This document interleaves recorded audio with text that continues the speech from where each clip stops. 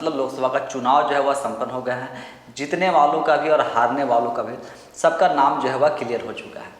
लेकिन झारखंड के एक विधानसभा का उपचुनाव वह भी सबसे ज़्यादा चर्चाओं में था, और वह भी सिर्फ अभी नहीं, आप यह कहें कि पिछले 1 वर्षों से देखें कि आप 1-2 वर्षों से एक वहाँ के जो वर्तमान विधायक थे, यानी वहाँ के जो तत्कालीन विधायक थे, उनका इस्तीफा लिया गया था और उनके जगह पर झारखंड के पूर्व मुख्यमंत्री हेमंत सोरेन की पत्नी यानी कल्पना मुर्मू सोरेन जी का चुनाव लड़वाने की जो बात चल रही थी, वह सबको लेकर के वह विधानसभा जो था वह चर्चा में था।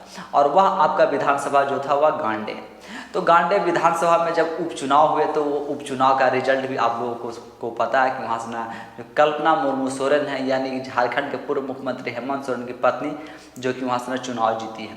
और चुनाव जीतने का अगर आंकड़ा देखें तो वह के 27,000 कुछ वोटों से वह चुनाव जीती है, यानी कि वहाँ के जो उनके जो प्रतिद्वंदी के है, उनके सामने जो नेता थे बीजेपी के, वह भी काफ़ी अच्छे टक्कर दे रहे थे और दोनों का मुकाबला टक्कर का हुआ है।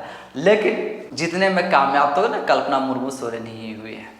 अगर आप झारखंड में देखें कि तो जो कल्पना मुर्मू सोरेन की जो जीत हुई है, क्या उस जीत को क्या झारखंड में जो पिछले 1-1.5 वर्षों में या क्या पिछली जो अभी वर्तमान सरकार है, इस सरकार के जो 4 साल पूरे हो गए हैं, 5वां साल चल रहे हैं, यानी कि अब कि 5-6 महीने के बाद आपका फिर से झारखंड में ना चुनाव होंगे, यानी विधानसभा का चुनाव जो है वह फिर से होगा। लोकसभा का चुनाव तो खत्म हो गया, लेकिन झारखंड के विधानसभा का चुनाव जो है वह आपका 4-5 महीने फिर से शुरू हो जाएगा।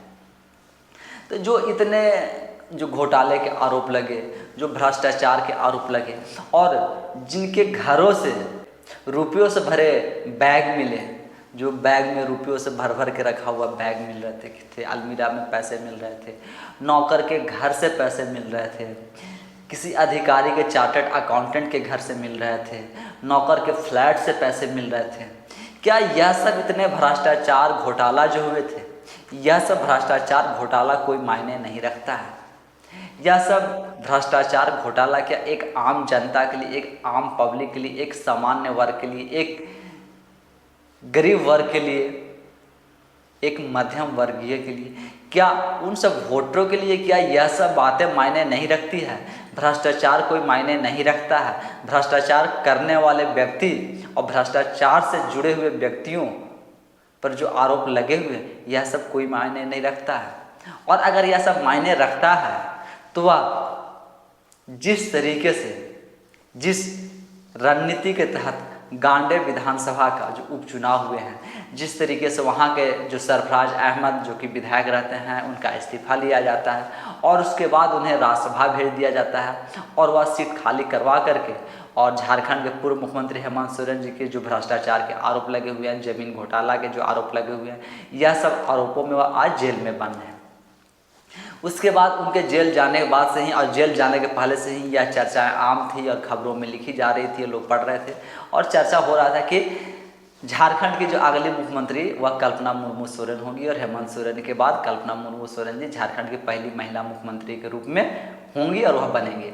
लेकिन ऐसा नहीं हो सका था, और वह इसलिए नहीं हो पाया था क्योंकि इसी उपचुनाव का डर था कि कहीं उपचुनाव ना हो, तो इस वजह से कल्पना मुर्मू सोरेन जी को फिर से इस्तीफा देना पड़ जाएगा और किसी और के हाथ में फिर झारखंड की बागडोर देनी पड़ जाएगी। तो जब आज कल्पना मुर्मू सोरेन जी गांडे विधानसभा से उपचुनाव में न चुनाव जीत करके आती हैं, तब क्या आम जनता, आम वोटर, आम मतदाता के मन में, या क्या उन्हें यह सब पता नहीं था कि राज्य में इतने बड़े बड़े घोटाला हुए हैं, इतने बड़े बड़े भ्रष्टाचार के आरोप लगे हुए हैं? और आप देखें तो जब शुरू हुआ था न, पूजा सिंघल से लेकर के, पूजा सिंघल भी आज जेल में हैं, उनके चार्टर्ड अकाउंटेंट जो हैं वह जेल में हैं, और खुद जो हेमंत सोरेन यानी कि जो पूर्व मुख्यमंत्री हेमंत सोरेन जी हैं, वह भी भ्रष्टाचार और घोटाले के आरोप में वह भी जेल में हैं। एक और जेएमएम के नेता जो कि अंतु तिर्की, वह भी जेल में हैं। और अब तो जो ग्रामीण विकास मंत्री आलमगीर आलम है, वह भी सलाखे के पीछे हैं। तो क्या यह सब गिरफ्तारी जो है वह क्या कोई मायने नहीं रखता है?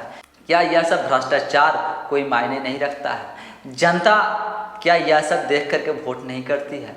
जनता जब मतदान करती है तो मतदान करने के समय वह क्या सोचती कि मतलब भ्रष्टाचार लगे रहें, घोटाला होते रहें, लेकिन जब कोई पूछे तो सिर्फ बोलने के लिए और कहने के लिए है कि राज्य में तो भ्रष्टाचार हो रहे हैं, भ्रष्टाचारी नेता हैं, तो भ्रष्टाचार कर करके राज्य को डुबा के रखती हैं, तो राज्य जो है वह भ्रष्टाचार में सम्मिलित है और राज्य को एक भ्रष्टाचार के रूप में, झारखंड को एक लूट खंड के रूप में बना कर रख दिए हैं। तो जब आप जिनके पति के ऊपर, जिन पार्टी के नेताओं के ऊपर इतने बड़े बड़े संगीन आरोप लगे हुए, भ्रष्टाचार के आरोप लगे हुए, घोटाला के आरोप लगे हुए, उसके बावजूद जब उनकी पत्नी उपचुनाव में आती हैं तब उन्हें आप इस तरीके से जब आप मुहर लगा करके देते हैं, तो क्या यह भ्रष्टाचार पे मुहर लगाना है? क्या यह भ्रष्टाचार को और करने के लिए सहमति देना है? या यह सब भ्रष्टाचार आम जनता के लिए, एक गरीब व्यक्ति के लिए, एक आम परिवार के लिए, एक गरीब वर्ग के लिए, क्या यह सब भ्रष्टाचार मायने नहीं रखता है? नेता भ्रष्टाचार करते रहे और आपके सामने आकर सिर्फ क्या आंसू बहा दे, तो उन आंसुओं में क्या उनकी सब भ्रष्टाचार जो है वह धुल जाता है? और जब आप अपनी आंसू बहाते हैं, आप अपनी गरीबी के आंसू बहाते हैं, आप अपनी दुखदरी के आंसू बहाते हैं, जब आपको स्वास्थ्य सुविधाएं नहीं मिलती है, जब आपको अच्छी शिक्षा नहीं मिलती है, जब आपके घर तक जाने के लिए अच्छी सड़क नहीं होती है, जब आपके पास बुनियादी सुविधा नहीं होती है, जब इस भीषण गर्मी में पीने के लिए पानी नहीं मिलता है, तब जब आपके आंख से आंसू निकलता है, तब इन नेताओं को क्या यह सब आंख के आंसू मायने नहीं रखते हैं? और जब इन नेताओं का आपकी आंख के आंसू मायने नहीं रखते हैं, फिर इन नेताओं के आंख से निकलने वाला आंसू आपके लिए इतना मायने क्यों हो जाता है? इतने बड़े बड़े भ्रष्टाचार और घोटाला के आरोप लगे हुए हैं, तो वह आपके पास जा कर के और एक कहें कि रणनीति के तहत वह आंसू बहाते हैं। वह आंसू इसलिए नहीं बहाते हैं क्योंकि वह दुख, दर्द और तकलीफ में है, इसलिए वह आंसू बहा रहे हैं।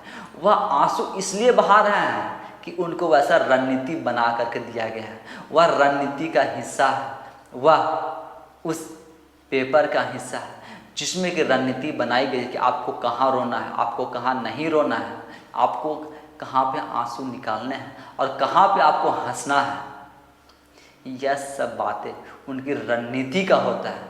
लेकिन आपकी जो आपके अंदर की तकलीफ होती है, आप अपने अंदर के आंसू को रोते हैं, आपके अंदर से जो आंसू निकलता है क्योंकि आप तकलीफ में हैं, आपको रोज़मर्रा के ज़िंदगी के लिए दर दर भटक रहे हैं, आप उन सब सुख सुविधाओं के लिए आंसू निकाल रहे हैं जो कि आपको मिलनी चाहिए थी। लेकिन जो आंसू वाकई में आंसू हैं, उस आंसू की कोई कीमत नहीं है। लेकिन जो आंसू पानी की तरह निकल रहे हैं, उस पानी वाले आंसू को इतना कीमती क्यों बनाया दिया जा रहा है? क्या यह सब बनाने से और जो पानी की तरह निकल रहे आंसू को आप आंसू मान ले रहे हैं, तो आप इस तरीके से जो इनके भ्रष्टाचार और जो घोटाले जो लगे हुए हैं, क्या यह सब भी आप उसी भ्रष्टाचार और घोटालों को, जैसे आप आँख से जो आंसू निकलने वाला या उस पानी के निकलने वाला, जिस तरीके से आप पानी को आंसू समझ ले रहे हैं, उसी तरीके से क्या आप उस घोटाले को भी उनकी कामयाबी समझ रहे हैं? जब तक आप आँखों से निकलने वाले पानी को आंसू समझते रहेंगे, तब तक यह सब नेता ऐसे घोटाला भ्रष्टाचार करते रहेंगे और आपके सामने वह आंसू तो बहाएंगे, लेकिन वह आंसू के रूप में पानी निकलता है, वह आंसू नहीं होते हैं। आंसू तो आपका होता है, जो आपका अंदर से निकलता है, जो आपको जिस तकलीफ़ और पीड़ा से आप गुजर रहे हैं, उस पीड़ा और तकलीफ़ में जो निकलता है वह आपका आंसू होता है। लेकिन जो इनकी आंसू होती है वह पानी होता है, पानी की तरह। जैसे किसी फिल्म में कोई एक्टर जो एक्टिंग करता है, यह सब जो नेता हैं वह सब भी आपके सामने आकर के पूरा स्क्रिप्टेड, यानी पूरा इनकी स्क्रिप्ट पहले से लिखी रहती है कि आपको कहाँ पर और किस जगह पर और किसके सामने आंसू निकालने और आंसू बहाने हैं, और कहाँ पर आपको हंसना है, और कहाँ पर आपको कैसे कपड़े पहन के जाना है। यह सब इनका स्क्रिप्टेड रहता है और पूरा इनका यह रणनीति का हिस्सा होता है। लेकिन आपके पास तो ना अच्छे कपड़े होते हैं, ना आपके पास ऐसी स्क्रिप्ट होती है, ना आप कोई रणनीति बनाते हैं, ना आपके पास कोई रणनीतिकार होते हैं, फिर भी आपकी आंसू को आंसू क्यों नहीं माना जाता है? आपकी आंसू इन्हें क्यों नहीं दिखाई देती है? जब इन्हें आपकी आंसू नहीं दिखाई दे रही है, फिर इनकी आंसू आप कैसे देख ले रहे हैं? और इनकी आंसू को आप अपनी आंसू क्यों समझ रहे हैं? और इनकी आंसू को आप अपनी आंसू क्यों बहा रहे हैं? आप इनकी आंसू को अपनी आंसू क्यों बना रहे हैं? इनकी दर्द को आप अपना दर्द क्यों समझ रहे हैं? जब यह आपकी दर्द को यह अपना नहीं समझते हैं, फिर आप इनकी दर्द को अपना कैसे समझ ले रहे हैं? उनकी तकलीफ को तो आप अपना तकलीफ समझ ले रहे हैं, लेकिन आपकी तकलीफ को वह अपना तकलीफ नहीं समझ रहे हैं। अगर आपकी तकलीफ, आपकी आंसू और आपकी दर्द को वह समझते और यह सब उनका होता और आपकी तकलीफ उनकी तकलीफ होती, आपकी आंसू उनकी आंसू होती, आपका दर्द उनको दर्द होता, तब आपको यह दर दर भटक करके और पाने के लिए दर दर नहीं भटकना पड़ता कि आपको घर तक जाने के लिए इस टूटी हुई सड़क का इस्तेमाल नहीं करना पड़ता। तो आज अगर गांडे विधानसभा उपचुनाव से जीत करके आती हैं, तो क्या यह भ्रष्टाचार पे मुहर लगाना है? यह भ्रष्टाचार नहीं। और अगर आप इसी तरीके से आप मुहर लगाते रहेंगे, तो आप और आपकी आने वाली पीढ़ियां, जैसे आज आप आंसू बहा रहे हैं, कल भी आप आंसू ऐसे ही बहाते रहेंगे। और यह आपका आंसू भले ही पानी की तरह निकलता है, लेकिन यह पानी नहीं, यह खून से भी ज़्यादा कीमती है आपका आंसू। लेकिन जिनका आंसू पानी के बराबर भी कीमत नहीं है, उस आंसू को आप खून से भी ज़्यादा कीमती बना दे रहे हैं। तो जब तक आप इस तरीके से समझते रहेंगे और उनकी आंसू को आप अपने आँख में डाल के और रोते रहेंगे, तब तक आपकी समस्या और आपकी रोज़मर्रा की जो ज़रूरत है वह सब कभी पूरी नहीं होगी। और यह ऐसे ही भ्रष्टाचार घोटाले करते रहेंगे और आपके सामने जा कर के 5 मिनट के लिए, 2 मिनट के लिए बस एक आंसू बहा देंगे, 2 बूंद आंसू आपके सामने टपका देंगे, और आप उसी आंसू में पूरी ज़िंदगी जो है आप उनकी गुलामी करते रहेंगे। यह सब गुलामी है। ऐसे ही गुलामी से हम सबको बचना है। इनकी आंसू को अपनी आंसू नहीं बनाइए, इनकी तकलीफ को अपनी तकलीफ नहीं बनाइए, इनकी भ्रष्टाचार को आप अपनी और अपने से जोड़ करके नहीं देखिए। अगर आज गांडे विधानसभा उपचुनाव से जो जीत मिली है, तो यह एक तरीके से देखें तो क्या वह भ्रष्टाचार पर मुहर लगाना है, और यह क्या भ्रष्टाचार की जीत है क्या? और अगर भ्रष्टाचार की जीत नहीं है, तो क्या यह एक सशक्त नेता की जीत है? क्या एक ईमानदार नेता की जीत है कि जो पिछले 4 वर्षों में जो ईमानदारी से काम किए गए हैं, जो इंसानियत के तौर पर काम किए गए हैं, क्या उसकी जीत है? अगर यह एक सशक्त नेता की जीत होती, यह एक ईमानदार नेता की जीत होती, और अगर यह एक काम करने वाले नेता की जीत होती, तो आज इतने बड़े बड़े नेता जेल के पीछे नहीं होते, सलाखे के पीछे नहीं होते।